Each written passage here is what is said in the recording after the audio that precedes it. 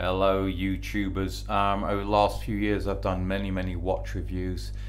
Top left there, Garmin Forerunner 910XT, the multi-sport watch, one of my favourite watches actually. Top right, Polar RS 800, even an Olympic level running watch. Bottom left, the Sunte Quest non-GPS. Basic functions but still well regarded it seems by a lot of the population. Bottom right, a watch which I bought 6 years ago and which I'm still using as a day-to-day watch. That's the Timex Global Trainer. But what changes and what matters? Here's an example of a watch that is quite complex, very convoluted as well, but you have to kind of get used to a learning curve. See, look, you even have to hold and press this to get access to some of the functions. You can even program this watch. It's just extraordinary. But from several years back, you have also the Polar RS 800. Very complex again, you know, proprietary, linked to its own heart rate belt, and with this complex hierarchical menu structure that you have to learn. Once again, you've got to delve into menus and sub-menus. I mean, what's necessary here is to look for a kind of elegance of design. Now, with the Garmin 620, which I'm using at the moment, this does running dynamics, which I don't use, but the menu is crystal clear, and it shows definitively just what the attention to detail that Garmin have brought into this kind of industry and sub-industry. My introduction to everything here was developed through the Timex Global Trainer. Let's see what happened when I first received the device way back in 2010. Would you mind telling me what you think of my new gadget there? Timex Global Trainer, there it is, ordered fresh from America. As of right now, I think it looks okay on you. It's very big, but it's not uncomfortable to wear, is it? I could imagine that it would be quite unusual for a woman to wear something like this, though. Yes. Garments are always very easy to use. You simply hit a button and go, pretty much, really. You know, I've always liked Garmin, and the thing is, Garmin has just come out with a new Forerunner 110 as well, which is much more compact. That's right, more basic as well. It's more like a watch. Actual watch, and it's thinner and less chunky, and it's not as big or wide as this.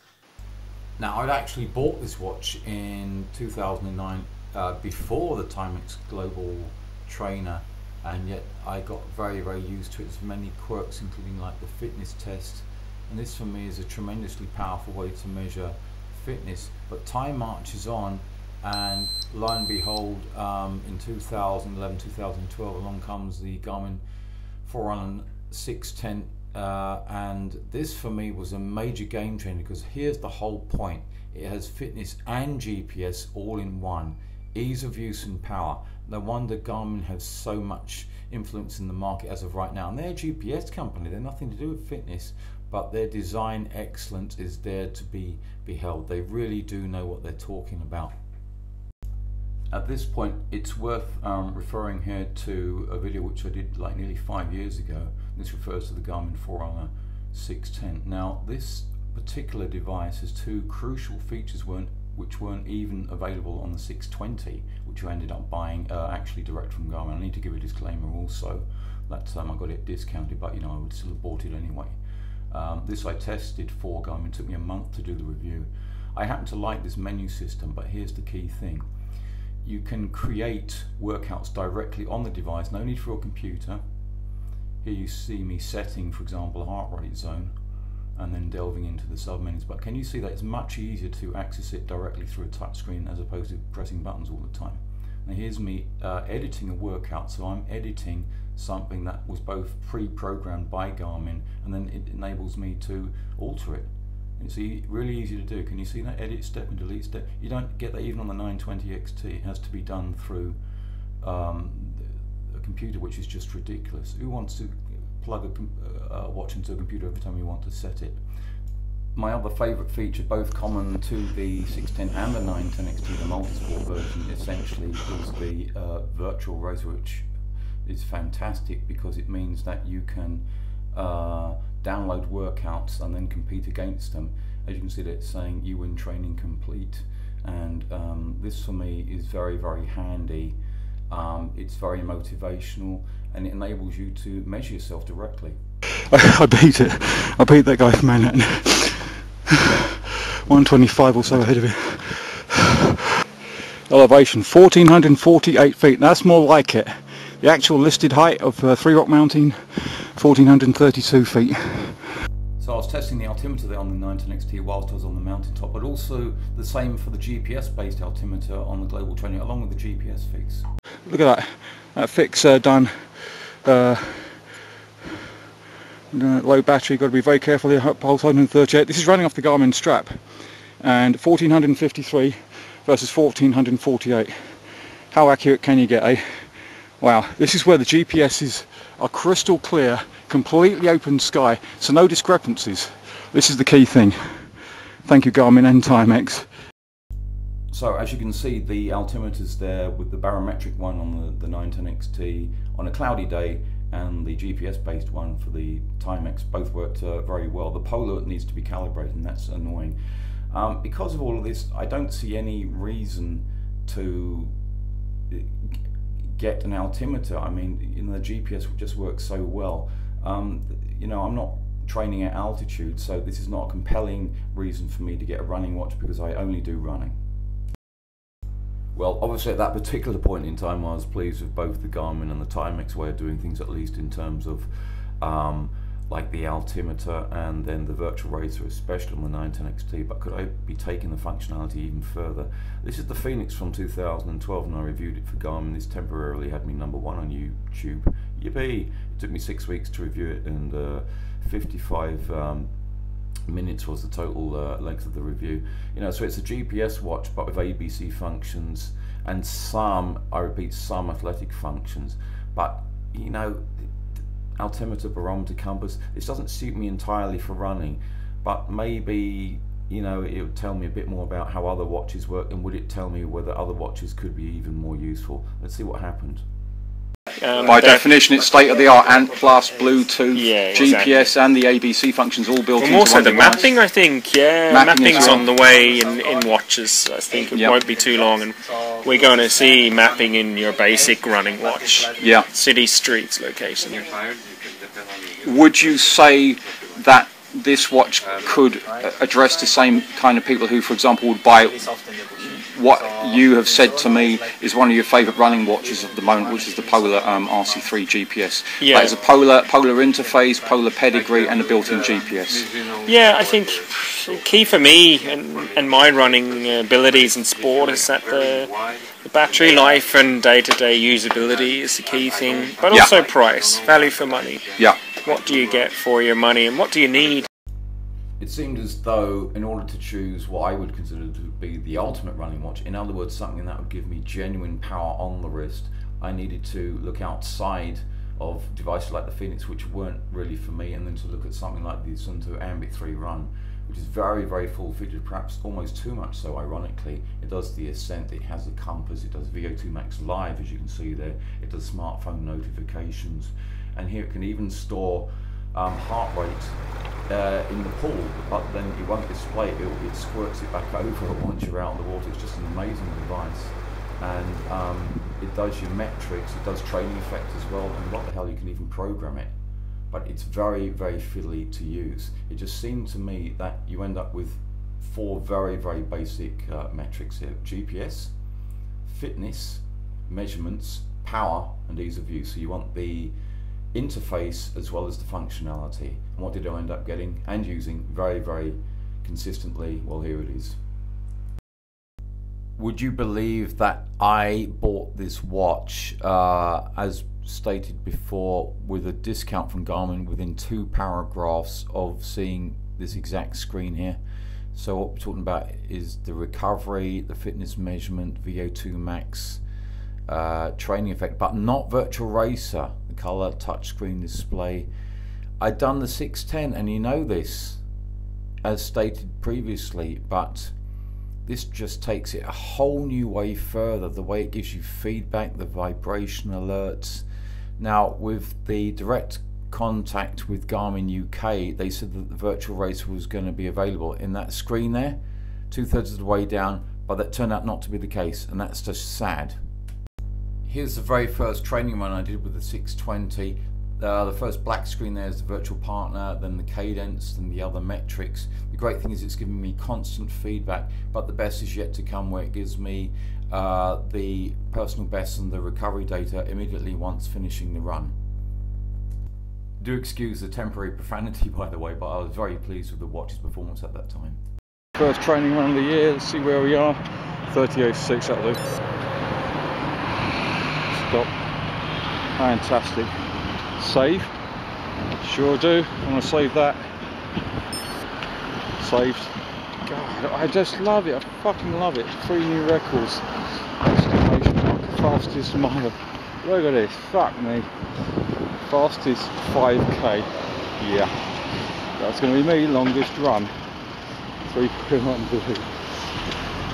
New VO2 max detected. Wow. Wow, wow, wow, wow. Recovery time 23 hours, you cheeky swine. Am I that slow? Am I that slow, Garmin? Today.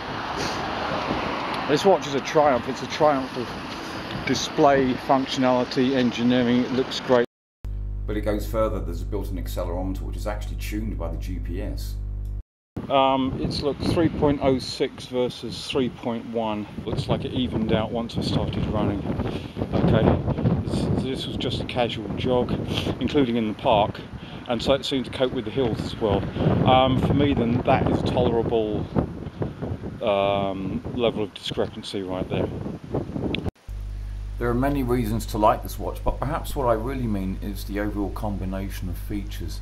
What I just love is the way that all of them are easy to access. Can you see just how quickly and easily and clearly each of these is available? Here I am setting the profile. Well, this is just to demonstrate what's going on here. I mean, you also have Wi-Fi, which I don't use. You don't need to, because when you plug it in and there's a magnetic charging clip, then you're going to be uploading the workouts anyway, and it's automatic. Okay, it's the slickness of everything that I find just so appealing. And here you can see me setting the date, and everything's clear. I press the tick button and then that's it. Great.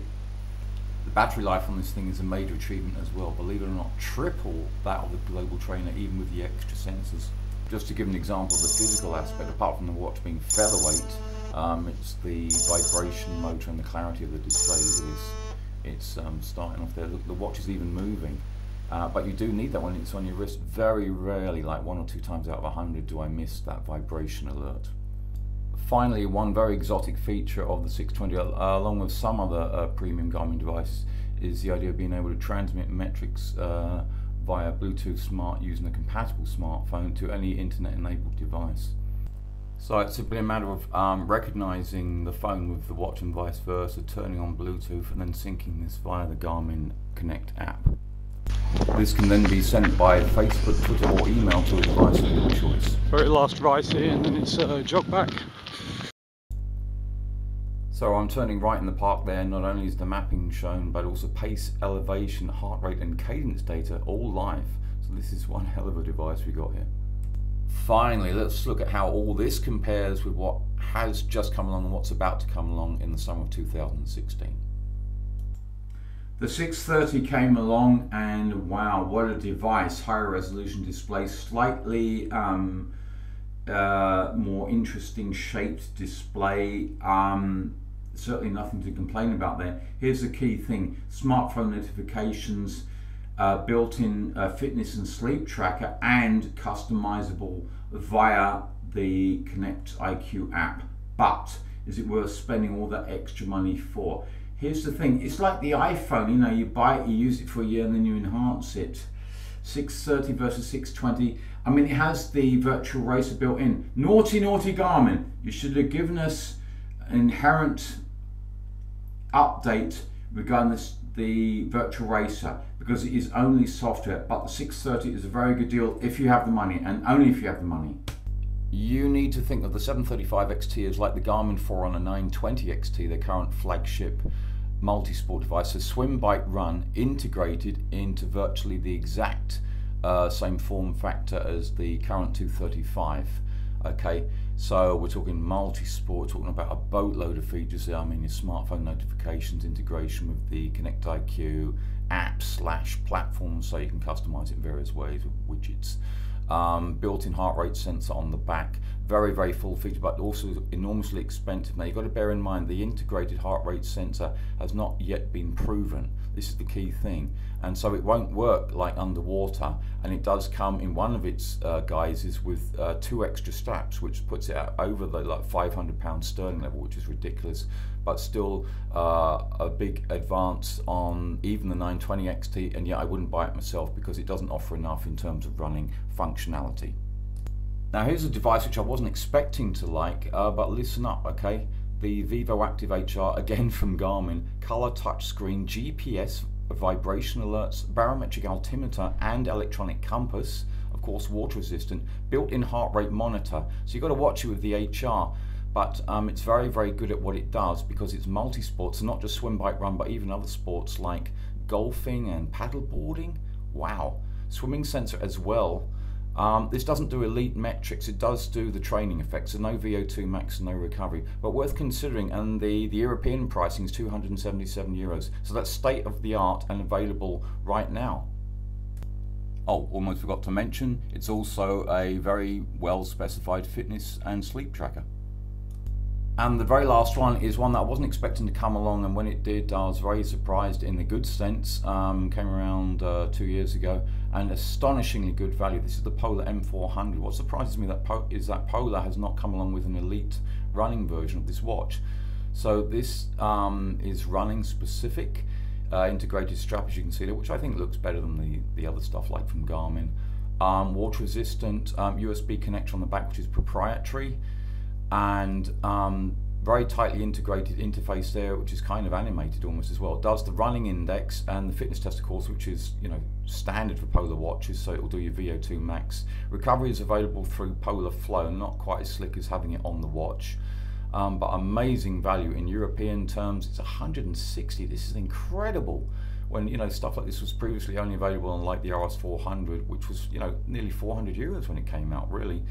And it has an accelerometer, but you need to get, you know, an external one if you're going to measure anything else on it.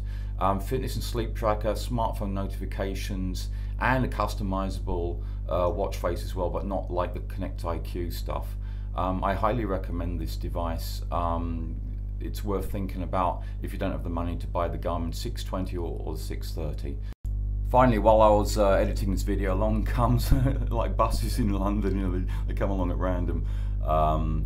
This is the Suunto Spartan Ultra, an amazing multi-sport color touch screen device, fitness tracker built in, and with the sensors. But there's been very little information about it so far. I think it's a bit silly to price it. Can you believe this? 749 plus 50 for the heart rate sensor. Alright, and they're not even telling us what it does. So this is Suunto with its press release from last week, so the beginning of June 2016. But it might be worth it if you've got very, very deep pockets and you just want the best. And, you know, for the touch screen, you know, it might be worth looking out for, waiting. But please don't waste your money. This should be available as of August 2016. In any case, choose well and just enjoy your running, but don't overspend on these gadgets. Like I said, Garmin 620 or 630 or the Polar M400 are the devices for me at the moment. Thanks a lot.